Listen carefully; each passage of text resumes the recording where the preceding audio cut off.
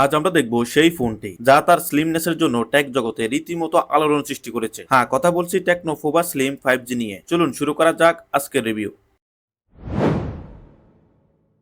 এই ফোনের প্রথম এবং প্রধান আকর্ষণ হলো এর ডিজাইন। ভাই, মাত্র 5.99 মিলিমিটার থিকনেস। হাতে নিলে মনে হবে যেন একটা ফিতার মতো কিছু ধরে আছেন। কোম্পানির দাবি এটি বিশ্বের সবচেয়ে slim 3D carbon display 5G phone. ওজন মাত্র 156 গ্রাম। এটা সত্যিই অসাধারণ। ফ্যাশনের ফাইবার গ্লাস ব্যাক কভারটা একটা প্রিমিয়াম ফিল দেয়। আর IP64 রেটিং থাকায় জল বা দুলো নিয়ে খুব একটা চিন্তা করতে হবে না। ডিজাইন যেমন স্লিম, ডিসপ্লে তেমনই ফ্ল্যাগশিপ লেভেলের। এখানে পাচ্ছি 6.78 ইঞ্চির 1.5K রেজুলেশনের ultra brightness AMOLED 3D curved display, 144 hertz refresh rate, যার ফলে স্ক্রোলিং এবং গেমিং এক্সপিরিয়েন্স হবে super smooth. 4500 nits peak brightness. আউটডোরেও ডিসপ্লে দেখতে কোনো সমস্যা হবে না। ডিসপ্লেতে আলট্রা ডিসপ্লে ফিঙ্গারপ্রিন্ট সেন্সরটা বেশ ফাস্ট। স্লিম ডিজাইনের দিক থেকে এই ফোন বাজারে সেরাগুলির মধ্যে অন্যতম। আর ডিসপ্লেও টপ নচ।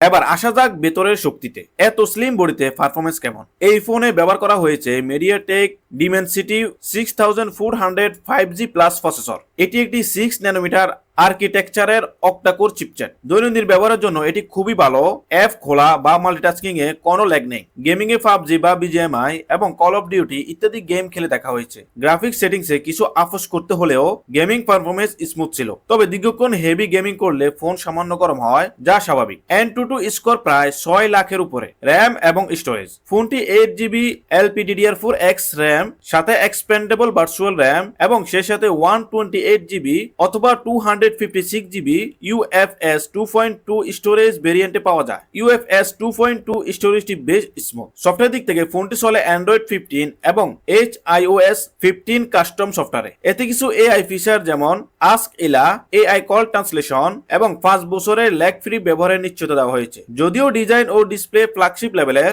এই দামে অনেকে আরো শক্তিশালী প্রসেসর আশা করতে পারেন।